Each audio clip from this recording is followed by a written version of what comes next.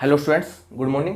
Chemistry की online class में आप बच्चों का हार्दिक स्वागत है। मैं उम्मीद करता हूँ आप घर पे सेफ होंगे और सुरक्षित होंगे। भाई देखो भाई, हम जो बात कर रहे थे चैप्टर सेकंड, और इस चैप्टर का नाम था भाई सॉल्यूशन।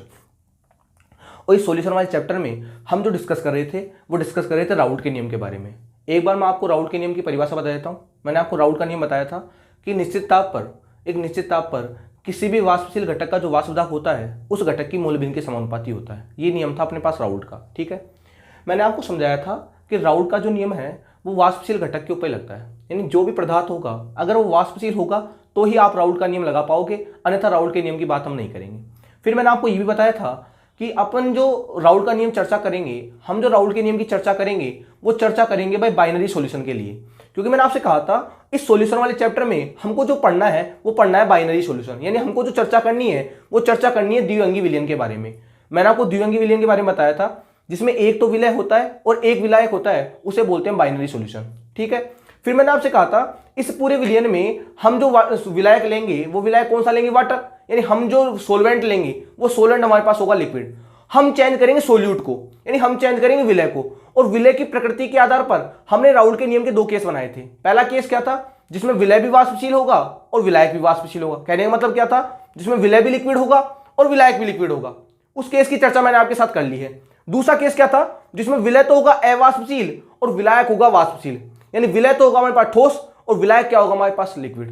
आज हम चर्चा करने वाले हैं वो चर्चा करेंगे केस सेकंड की, क्योंकि केस फर्स्ट की चर्चा मैंने आपसे पिछले वाले लेक्चरों में कर ली है। उसमें मैंने आपको राउल्ट के नियम को वाष्पशील विलय और वाष्पशील विलायक के लिए बताया था। ग्राफ के द्वारा मैंने आपको पूरी चीजें एक्सप्लेन करने की कोशिश की थी और मैं उम्मीद करता हूं शायद वो आपको समझ में आ गई है। आज जो हम बात करने वाले हैं वो बात करेंगे केस सेकंड की, यानी हम जो बात करेंगे आज बात करेंगे राउल्ट के नियम के केस सेकंड की। राउल्ट के नियम के दो ही केस थे। पहला केस कौन सा था, जिसमें विलय भी वाष्पशील होगा और विलायक भी वाष्पशील होगा, यानी विलय भी लिक्विड होगा और विलायक भी लिक्विड होगा।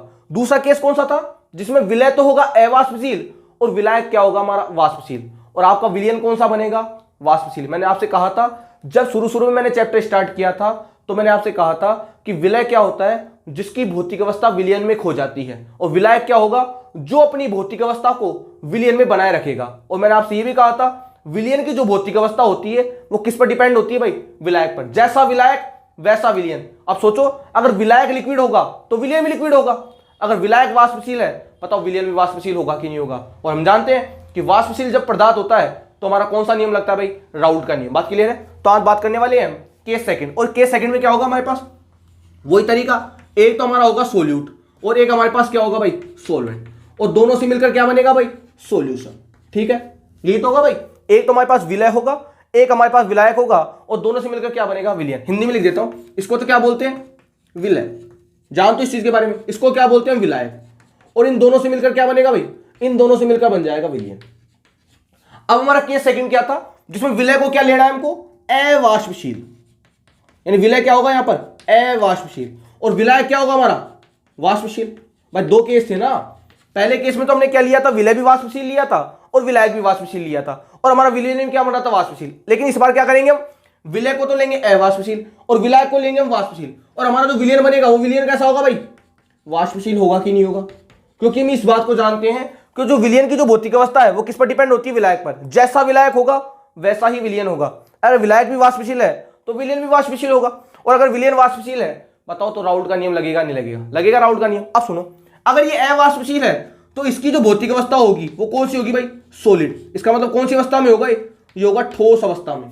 आप जानते हो ठोस वोलेटाइल नहीं होते, यानी जो कण ठोस होते हैं उनका जो वाष्प दाब होता है वो कम होता है, बेहद कम होता है भाई। वो वाष्पशील होना पसंद ही नहीं करते, उनका वाष्पन का गुण होता ही नहीं है। सोलवेंट कैसा होगा हमारा, ये लिक्विड होगा, यानी कौन सी स्टेट में होगा, द्रव में।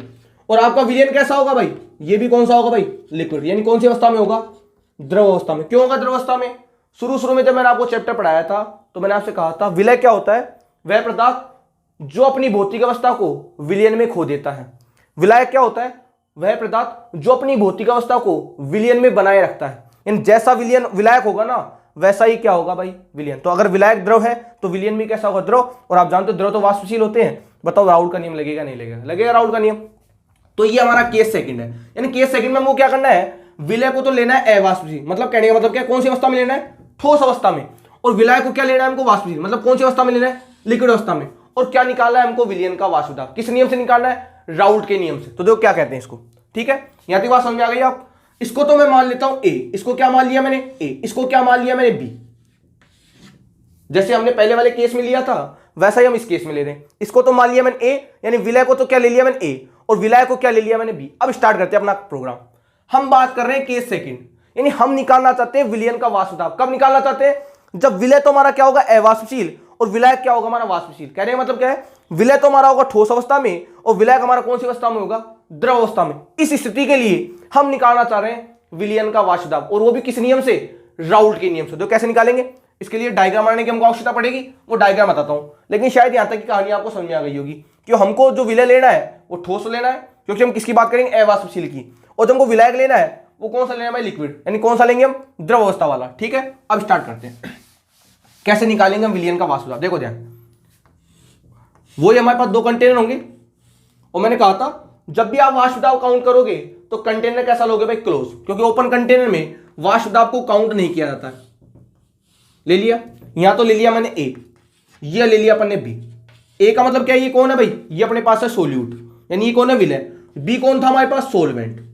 ठीक है, कौन सी स्टेट में था ये था अपने पास सोलिड स्टेट में, और ये कौन सी स्टेट में था भाई, लिक्विड स्टेट में। इसके पार्टिकल दिखा दिया मैंने ऐसे,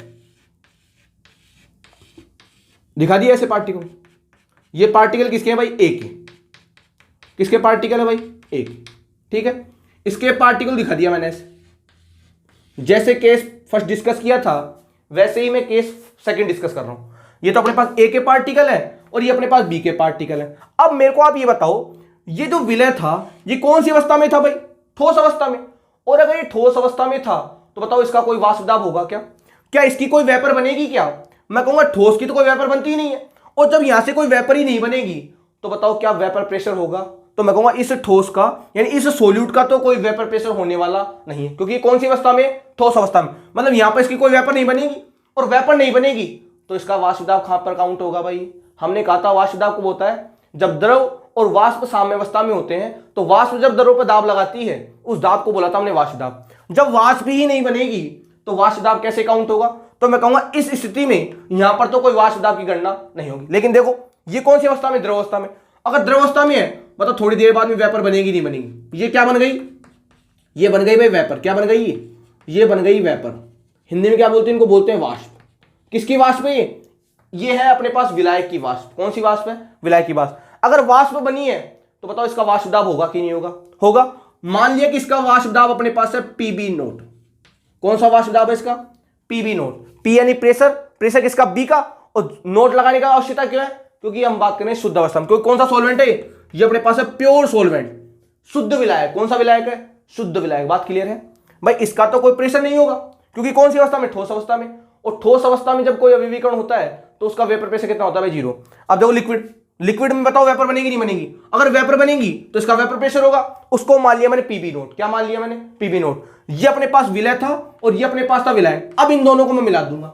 जैसे मिलाऊंगा बताओ विलयन बनेगा नहीं बनेगा, बनेगा विलयन। विलयन बनेगा तो विलयन में क्या होगा, इसके भी कण आएंगे और इसके भी कण आएंगे। भाई जब आप विलयक और विलायक को आपस में मिलाओगे तो उस विलयन में विलय के भी पार्टिकल होंगे और विलायक के भी पार्टिकल होंगे। देखो कैसे होंगे, मतलब ऐसा हो जाएगा कुछ, उसमें ए के भी पार्टिकल आ जाएंगे, उसमें बी के भी पार्टिकल आ जाएंगे। देखो ध्यान से, उसमें ए के भी पार्टिकल आ जाएंगे, उसमें बी के भी पार्टिकल आ जाएंगे। अब सोचो आप, क्या इसका कोई वाष्प दाब था क्या, नहीं था। लेकिन बताओ विलयन का, वो विलायक का वाष्प दाब था कि था भाई। इसका तो वाष्प दाब नहीं था ना, लेकिन इसका तो वाष्प दाब था। इसका तो वाष्प दाब, क्योंकि कौन सी अवस्था में था, द्रव अवस्था में। अब देखो आप यहां से, जैसे आप विलय को इस विलायक मिलाओगे तो ये विलय कौन सी अवस्था में थे, ठोस अवस्था में।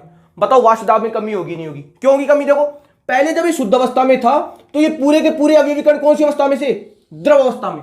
मतलब ये पूरे के पूरे लिक्विड थे, तो लिक्विड के कारण इनका जो वाष्प दाब कितना आ रहा था अपने पास, पीबी नोट। लेकिन जैसे आपने इसके अंदर अशुद्धि मिलाई, क्या मिला दिया आपने, अशुद्धि। किसकी मिला दिया आपने, अशुद्धि, ठोस की। तो बताओ ठोस के कण आएंगे नहीं आएंगे। अगर ठोस के कण आएंगे तो बताओ यहां तो पहले सारे के सारे लिक्विड थे। अब मैं कहूँ थोड़े थोड़े बताओ ठोस के भी जाएंगे नहीं जाएंगे। यानी अगर आपने अशुद्धि मिला दी बताओ वाष्प दाब में कमी होगी नहीं होगी। मैं कहूंगा यहां पर बताओ वाष्प दाब कम होगा कि नहीं होगा।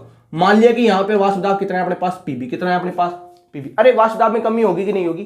पहले के जब आपने शुद्ध विलायक लिया था तो वहां पर सारे कण लिक्विड के थे, इसका तो कोई वाष्प दाब था नहीं, इसका वाष्प दाब कितना था, पीबी नोट। लेकिन जैसे आप इस विलय को इस विलय में मिलाओगे, बताओ इसके अवयवी कण यहां पर आएंगे नहीं आएंगे, और जैसे इसके अवयवी कण यहां पर आएंगे तो मान लो एक अवयवी कण यहां आ गया, बताओ इस लिक्विड के पार्टिकल कम होंगे ही नहीं होंगे। अगर इस लिक्विड के पार्टिकल कम होंगे तो वेपर कम बनेगी, और वेपर कम बनेगी तो बताओ वाष्प दाब कम होगा कि नहीं होगा। मतलब कहने का मतलब ये है, यहां पर आ जाएंगे ठोस के पार्टिकल, और जैसे ठोस के पार्टिकल आएंगे तो बताओ लिक्विड वाले पार्टिकल की संख्या घटेगी। अगर लिक्विड वाले पार्टिकल की संख्या घटेगी तो बताओ वाष्प दाब में कमी होगी ही नहीं होगी। तो मान लिया कि यहां पर वाष्प दाब कितना है अपना पीबी। इसका मतलब क्या हुआ, ये जो वाष्प दाब है ना इसकी तुलना में क्या है, कम। कहने मतलब ये हुआ कि पीबी नोट ग्रेटर देन होगा पीबी से। बताओ बात सही है कि नहीं। कहने का मतलब क्या होगा, ये जो वाष्प दाब है यहां पर ये ज्यादा होगा इसकी तुलना में। और ये बात मैंने आपसे कही भी थी कि शुद्ध का यानी प्योरिटी, जिसमें जितनी ज्यादा शुद्धता होगी उसका वाष्प दाब उतना ही क्या होगा, ज्यादा। यानी पीबी नोट किससे ज्यादा होगा, पीबी से। क्यों ज्यादा होगा, क्योंकि यहां पर पूरे के पूरे पार्टिकल किसे थे, लिक्विड के थे, तो वेपर प्रेशर ज्यादा था। लेकिन यहां पर लिक्विड के साथ साथ कौन आ गया, सॉलिड। अगर सॉलिड आ जाएगा तो सॉलिड कौन सी अवस्था में है, अरे सॉलिड कौन सी अवस्था में भाई, वो सॉलिड कौन सी अवस्था में, सॉलिड अवस्था में, ठोस अवस्था में है। मतलब कहने का मतलब क्या है, वो अवाष्पशील। अगर अवाष्पशील होगा बताओ वाष्प दाब में कमी आएगी नहीं आएगी। तो बताओ इसका प्रेशर क्या ले लिया मैंने, पीबी। इसका मतलब ये हुआ कि शुद्ध अवस्था में जो वाष्प दाब है इस अशुद्ध की तुलना में क्या है, ज्यादा। तो पीबी नोट किससे ज्यादा होगा मेरे पास, पीबी से। किससे ज्यादा होगा, पीबी से।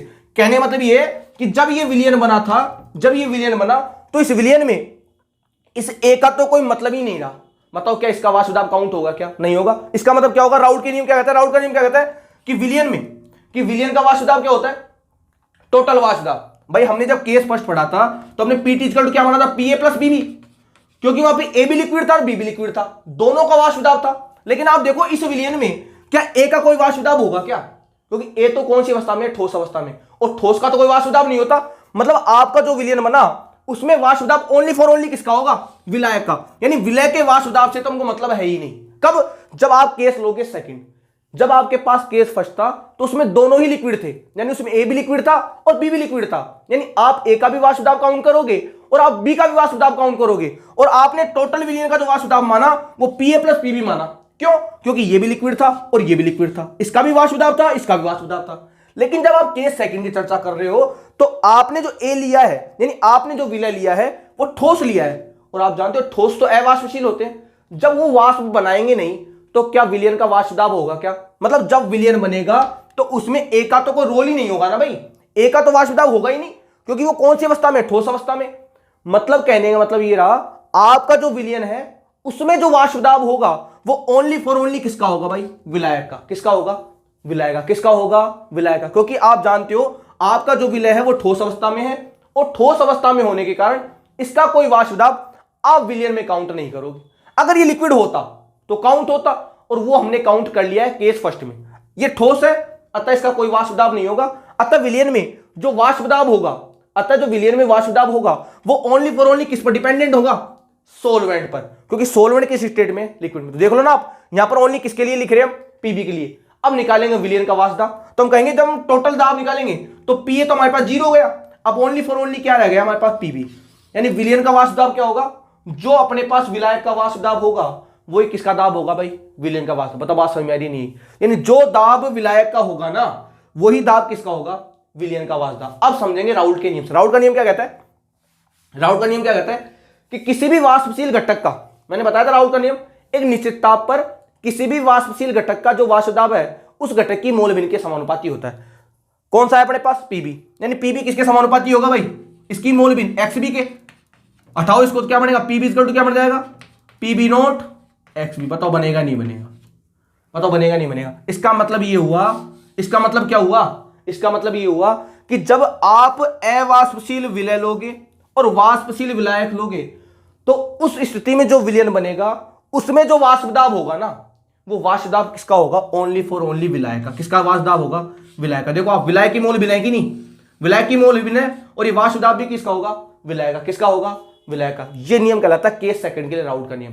यानी जब आप केस सेकंड लोगे, यानी जब आप केस सेकंड के लिए राउल्ट का नियम काउंट करोगे तो उस स्थिति में जो वाष्प दाब होगा वो ओनली फॉर ओनली किस पर डिपेंड करेगा, विलायक पर। उसको विलय से मतलब ही नहीं होगा। और आप भी जानते हो क्यों नहीं होगा, मतलब क्योंकि आपका विलय किस अवस्था में, ठोस अवस्था में, आपका विलय किस अवस्था में, लिक्विड अवस्था में। अतः जो विलयन का वाष्प दाब होगा उसमें ए के तो पार्टिकल नहीं होंगे, ओनली फॉर ओनली किसके पार्टिकल होंगे, बी के। तो वाष्प दाब भी किसका काउंट होगा, बी का। यानी जब आप विलयन बनाओगे तो उसमें ए का कोई रोल नहीं होगा, ओनली फॉर ओनली रोल किसका होगा, बी का। और इसलिए हम वाष्प दाब भी किसका काउंट करेंगे, बी का। यानी जब आप अवाष्पशील विलय और वाष्पशील विलायक ले रहे हो तो उस स्थिति में जो विलियन का वाष्प दाब होगा वो किसके बराबर होगा, P B naught X B. किसके बराबर होगा, P B naught X B. ये कहलाता है राउल्ट का केस सेकंड। ये क्या कहलाता है भाई, राउल्ट का केस सेकंड। ध्यान देख लीजिए आप इस चीज को, ये क्या कहलाता है भाई, ये अपने पास है राउल्ट का केस सेकंड। ये क्या है अपने पास, राउल्ट के नियम का केस सेकंड। ठीक है, यहां तक कहानी समझ में आ गई हो आपको। एक बार फिर से डिस्क्राइब कर देता हूं। हमने क्या किया, हमने दो कंटेनर लिए, मतलब दो पात्र लिए, इसमें एक में ले लिया सोल्यूट, एक में ले लिया सोलवेंट। सोल्यूट कौन सा हमारे पास, अवाष्पशील, मतलब कौन सी अवस्था में, ठोस अवस्था में।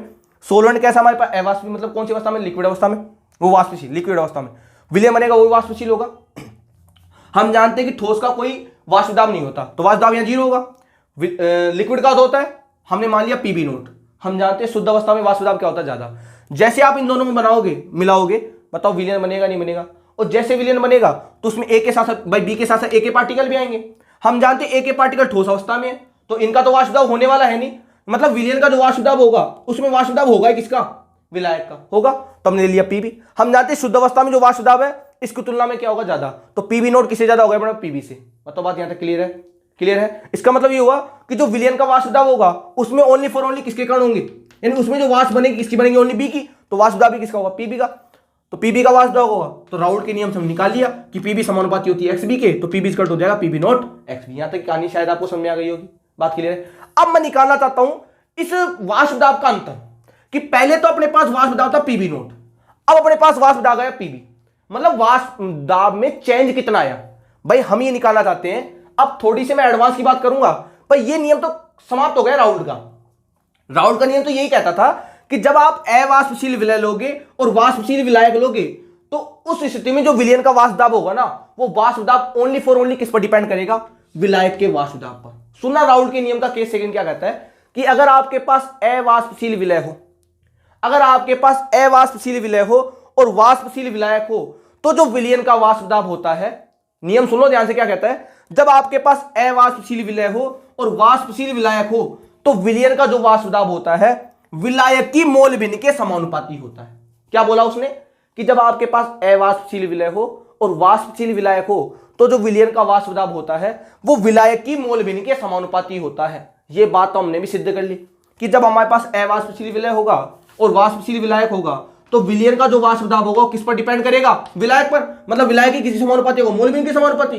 बताओ नियम समझ में आया नहीं आया, बात क्लियर है। राउल्ट का नियम का केस सेकंड क्या है, कि जब आपके पास अवाष्पशील विलय हो और वाष्पशील विलायक हो, तो इस स्थिति में जो विलयन का वाष्प दाब होता है वो विलायक की मोल भिन्न के समानुपाती होता है। यह कहलाता है राउल्ट का नियम। कब, जब आपके पास केस कौन सा है, सेकंड वाला, यानी आपके पास अवाष्पशील तो विलय है और आपके पास क्या है, वाष्पशील विलायक। यहां तक बात समझ में आई। अब हम थोड़ी चीज एडवांस में समझना चाहते हैं कि पहले तो अपने पास वाष्प दाब पीबी नोट था, बाद में वाष्प दाब अपने पास आया पीबी, मतलब वाष्प दाब पीबी नोट ज्यादा था, ये शुद्ध अवस्था में था, ज्यादा था, ये क्या था अपने पास, कम। हम देखना चाहते हैं कि इस प्रेशर में चेंज कितना आया, यानी हम इन दोनों का डिफरेंस देखना चाहते हैं कि इस पीबी नोट माइनस पीबी में डिफरेंस कितना होगा। तो कैसे निकालेंगे, देखो थोड़ी बात एडवांस ही कर लेते हैं कि डिफरेंस कैसे काउंट किया जाएगा। यहां तक तो कहानी समझ में आ गई है आपको। नियम क्या है, राउल्ट के नियम का केस सेकंड क्या कहता है, यदि आपके पास अवाष्पशील विलय हो और अगर आपके पास वाष्पशील विलायक हो, तो जो विलयन का वाष्प दाब होता है वो विलायक की मोल भिन्न के क्या होता है, समानुपाती। बात क्लियर है, क्योंकि विलय पर तो डिपेंड करेगा ही नहीं, क्योंकि आपका विलय क्या है, अवाष्पशील। अब हम ये देखना चाहते हैं कि पहले तो हमारे पास वाष्प दाब पीबी नोट था, बाद में वाष्प दाब आ गया अपने पास पीबी, यानी इसका मान इससे ज्यादा था, शुद्ध था। हम देखना चाहते हैं इसके अंदर डिफरेंस कितना है, यानी हम निकालना चाहते हैं डेल्टा पी। क्या निकालना चाहते हैं भाई, डेल्टा पी, यानी इस प्रेशर में चेंज कितना है। तो पहले कितना था भाई, शुद्ध अवस्था में कितना था, पीबी नोट, बाद में कितना आया भाई, पीबी। बताओ डिफरेंस यही तो होगा भाई, पहले तो पीबी नोट था, बाद में पीबी था। अगर मैं माइनस ले लूंगा, बताओ डिफरेंस आएगा नहीं आएगा, आ जाएगा। तो डेल्टा पी बराबर क्या हो जाएगा भाई, पीबी नोट को ऐसे कैसे लिख दे, हाँ भाई पीबी की वैल्यू निकाली थी अभी हमने, पीबी बराबर क्या था, पीबी नोट एक्सबी। अरे अभी भी तो निकाली थी राउल्ट के नियम से, इस वैल्यू को पुट कर दूं यहां पर, तो अपने पास आ जाएगा पीबी नोट एक्सबी। क्लियर है तब। तो बताओ डेल्टा पी बराबर क्या आएगा, पीबी नोट को कॉमन ले लिया, पीबी नोट इसमें भी कॉमन ले लिया, तो यहां तो बच जाएगा एक, यहां क्या जाएगा 1 माइनस एक्स बी। बताओ आएगा नहीं आएगा। हम जानते हैं, हम क्या जानते हैं, एक्स ए प्लस एक्स बी। हम क्या जानते हैं भाई, एक्स ए प्लस एक्स बी बराबर 1 होता है। तो बताओ एक्स ए बराबर क्या आएगा, 1 माइनस एक्स बी। आएगा नहीं आएगा, तो इस वैल्यू को पुट कर दूं यहां, देखो यहां लिखा हुआ है 1 माइनस एक्स बी, यहां भी क्या है 1 माइनस एक्स बी, यानी 1 माइनस एक्स बी किसके बराबर होता है, एक्स ए। इस वैल्यू को पुट कर दूं यहां पे, तो बताओ डेल्टा पी बराबर क्या आएगा, पीबी नोट एक्स ए। क्या आएगा हमारे पास, पीबी नोट एक्स ए। अगर इसको मैं नीचे लेके आऊं तो डेल्टा पी, इसको नीचे लेके आ जाओ, P B naught equal to क्या आएगा अपने पास, एक्स ए, क्या आएगा अपने पास, एक्स। ये एक इंपॉर्टेंट रिलेशन आ गया, इसे बोलते हैं वाष्प दाब का, इसे बोलते हैं हम वाष्प दाब का आपेक्षिक अवनमन। इसे क्या बोलते हैं हम, वाष्प दाब का आपेक्षिक अवनमन। यानी वाष्प दाब में कितनी कमी हुई, हमने निकाला है प्रेशर का डिफरेंस, कि जब पहले प्रेशर पीबी नोट था, बाद में प्रेशर जब पीबी हुआ तो उनमें डिफरेंस कितना हुआ। तो पीबी नोट का पीबी नोट, पीबी बराबर क्या था, PB naught X B, put कर दी वैल्यू, तो यहां से पीबी नोट को कॉमन ले लो, क्या बन जाएगा 1 माइनस एक्स बी।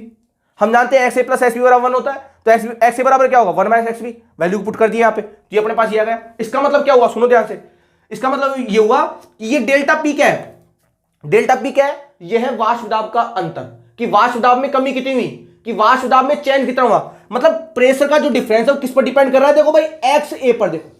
यानी मैं कहूंगा आपके पास जो प्रेशर का डिफरेंस है वो ए कौन था, ए था अपने पास विलय, कौन था भाई सोल्यूट, कौन था भाई सोल्यूट। मतलब आपके जो प्रेशर का डिफरेंस आ रहा है ना किसकी वजह से आ रहा है भाई, इस ए की वजह से। और हमको भी पता था कि प्रेशर का डिफरेंस आ रहा है किसकी वजह से, ए, क्योंकि आपका ए क्या था विलय, और वो कौन सी अवस्था में था, ठोस अवस्था में, और ठोस अवस्था में होने के कारण उसकी वजह से बताओ प्रेशर में कमी आई थी नहीं आई। तो डेल्टा पी किसे दिखा रहा है, कमी को दिखा रहा है, इसलिए इसको बोलते हैं वाष्प दाब का आपेक्षिक अवनमन। क्या बोलते हैं, वाष्प दाब का आपेक्षिक, यानी वाष्प दाब का जो अवनमन हो रहा है, वाष्प दाब में जो कमी हो रही है वो किसके कारण हो रही है, विलय के कारण।